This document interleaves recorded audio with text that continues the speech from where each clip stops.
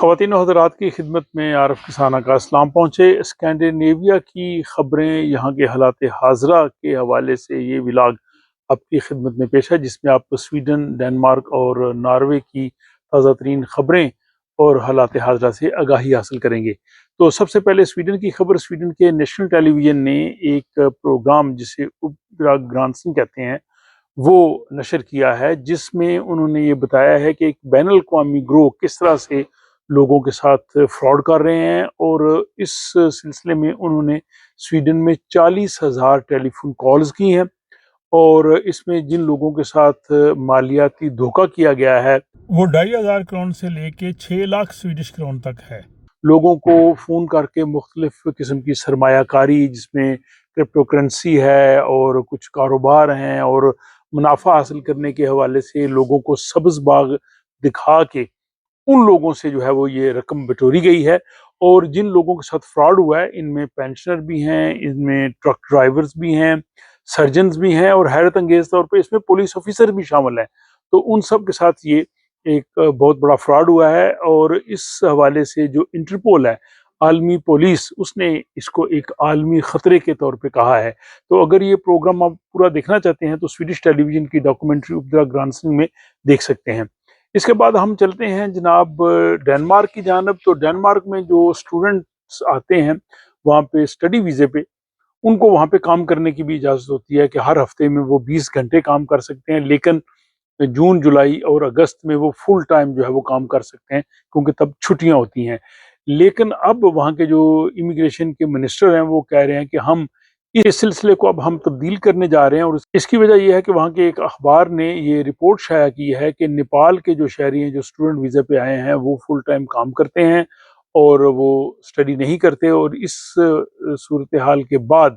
Immigration کے جو minister ہیں انہوں نے کہا جی کہ اب ہمیں جو ہے وہ ان قوانین کا جائزہ لے کے اسے تبدیل کرنا ہوگا۔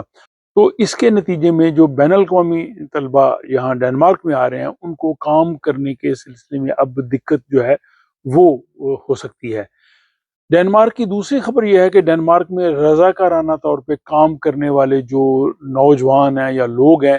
ان کی تعداد میں بہت اضافہ ہو رہا ہے، اور اب تقریباً 40% لوگ ڈنمارک کے جو ہیں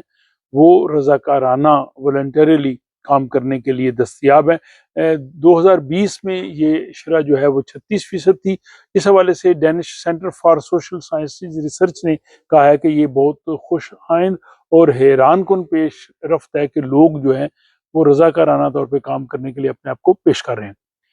ڈنمارک کے بعد رخ کرتے ہیں ہم جناب ناروے کا، اور اس کے بعد سویڈن کی کافی خبریں ہیں۔ تو ناروے کی پہلی خبر یہ ہے کہ پہلی مرتبہ سویڈش کرونا جو ہے وہ نارویجن کرونے کے مقابلے میں جو ہے وہ کافی سٹرونگ ہے، اور شرح تبادلہ میں یہ ہے 1.06 ہے۔ عمومی طور پہ جو ہے وہ نارویجن کرون سٹرونگ ہوتا ہے، لیکن اب جو ہے وہ سویڈش کرون جو ہے وہ سٹرونگ ہو گیا، اور اس پہ بہت سے جو ماہرین معیشت ہیں اور جو بینکوں کے ماہرین ہیں انہیں بھی حیرت ہے کہ حالانکہ سویڈن میں جو انفلیشن رہا ہے اور باقی جو فیکٹرز رہے ہیں، اور عمومی طور پہ سویڈش کرونا جو ہے وہ بہت ویک رہا ہے، لیکن نارویجن کرون کے مقابلے میں سٹرونگ ہونا جو ہے ایک حیرت والی بات ہے۔ اور اس میں ایک فیکٹر یہ بھی ہو سکتا ہے کہ ناروے کی جو تیل کی برآمدات ہیں وہ شاید متاثر ہوئی ہیں۔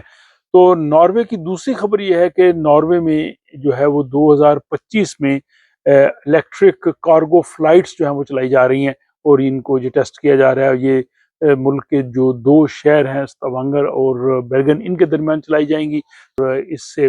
ماحولیاتی آلودگی سے نمٹنے میں کافی مدد ملے گی۔ اس کے بعد ایک مرتبہ پھر ہم سویڈن کا رخ کرتے ہیں۔ تو سویڈن میں فروری کے مہینے میں کھانے پینے کی جو چیزیں ہیں ان کی قیمتوں میں بڑھنے کا رجحان کافی زیادہ رہا ہے، اور ایوریج 1.3% قیمتیں بڑھی ہیں، لیکن یہ گزشتہ 2 سالوں کے مقابلے میں جو ہے وہ یہ بہت زیادہ ہے۔ اور اس میں زیادہ جن چیزوں کی قیمتیں بڑھی ہیں وہ ڈیری مصنوعات یعنی دودھ سے بنی ہوئی چیزیں ہیں، چاکلیٹس ہیں، کافی، پھل، سبزیاں، اور اس طرح کی جو دوسری چیزیں ہیں ان کی قیمتیں بہت بڑی ہیں۔ چاکلیٹس کی قیمتیں تقریباً 9% بڑی ہیں، اور مکھن کی قیمتیں تقریباً 10% بڑی ہیں۔ تو اس سے عام جو لوگ ہیں ان پہ کافی معاشی دباؤ آیا ہے۔ سویڈن کی اگلی خبر یہ ہے کہ سویڈن کے نوجوانوں میں بلڈ پریشر کے بڑھنے کا خطرہ جو ہے وہ بڑھتا جا رہا ہے، اور سویڈن کی ایک تنظیم ہارٹ اینڈ لنگ ایسوسیشن نے اس حوالے سے ایک ریسرچ کی ہے، جس کے مطابق انہوں نے کہا ہے کہ 16 سے 29 سال یعنی 16 to 29 ایئرز کے جو نوجوان ہیں، ان میں بلڈ پریشر بڑھنے کا جو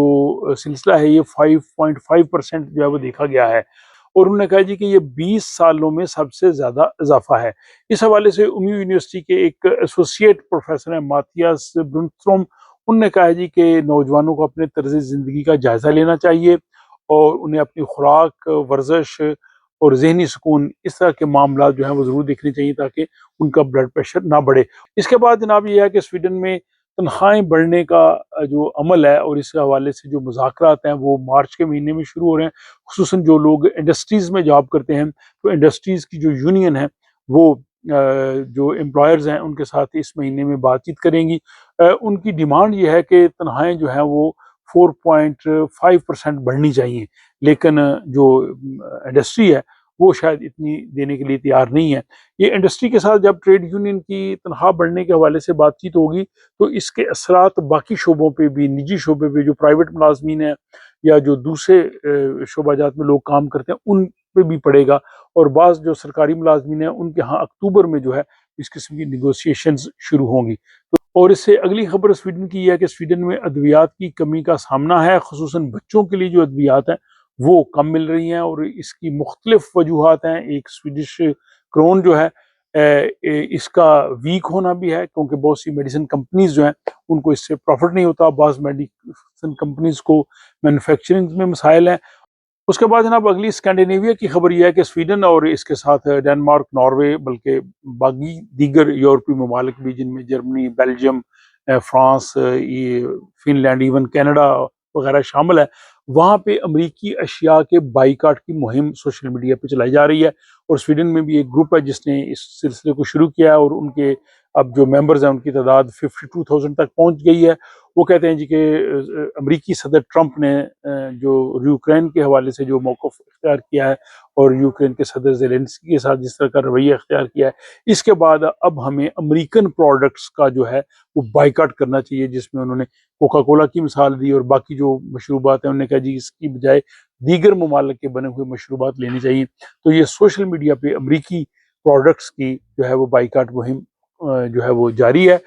اور اس کے بعد جناب یہ ہے کہ یہاں پہ سویڈن میں بھی انفلوئنزا کی وبا جاری ہے، اور ماہرین صحت نے کہا ہے کہ اگر آپ کو صحت کے مسائل ہوں تو آپ 1177 پہ رابطہ کر سکتے ہیں، چیٹ کر سکتے ہیں، اور ان سے آپ مشورہ لے سکتے ہیں۔ اسٹاک ہوم کے علاقے میں گزشتہ شب جو ہے وہ ایک فائرنگ کا واقعہ پیش آیا، یہ ایلوہو کے علاقے میں ہوا، لیکن خوش قسمتی سے کوئی شخص زخمی نہیں ہوا، اور فائرنگ کرنے والا شخص بھی جو ہے وہ بھی پولیس ابھی گرفتار نہیں کر سکی۔ اس کے بعد جناب سویڈن کے دفتر روزگار کی خبر ہے کہ دفتر روزگار نے یہ کہا ہے کہ جو لوگ بے روزگار کے طور پہ ان کے ہاں رجسٹر ہوتے ہیں اب ان کو کسٹمر یعنی کھند نہیں کہا جائے گا، بلکہ ان کو آربس سوکاندے کہا جائے گا، اور جو جاب دینے والے ہیں ان کو آربس جیوارے آجر کی ٹرم استعمال کی جائے گی۔ اس سے پہلے جو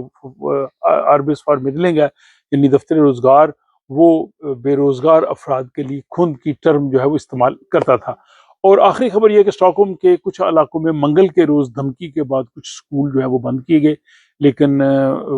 کوئی ایسا واقعہ پیش نہیں آیا، اور نہ ہی کوئی دھماکہ خیز مواد کہیں دستیاب ہوا۔ تو اس کے بعد پولیس نے کہا جی کہ ہم نے اسکول کی انتظامیہ کو بند کرنے کے لیے نہیں کہا تھا، اسکول کی انتظامیہ نے اپنے طور پہ یہ اسکول بند کیے۔ تو یہ تھا جناب 5 فروری بدھ کے روز اسکینڈینیویا کی خبروں کا جو ولاگ۔ یہ آپ کو کیسا لگا؟ اس کا اظہار آپ اپنی رائے سے کر سکتے ہیں، جو کمنٹ باکس میں لکھ سکتے ہیں۔ پسند آنے پر دوست احباب کے ساتھ اس کو شیئر بھی کر سکتے ہیں، اور اگر ولاگ آپ کو پسند آئے تو اپنی پسندیدگی کی جو سند ہے وہ آپ لائک کی صورت میں دے سکتے ہیں، اور مجھے ایک اگلے بہت اہم ولاگ تک کے لیے اجازت دیجیے۔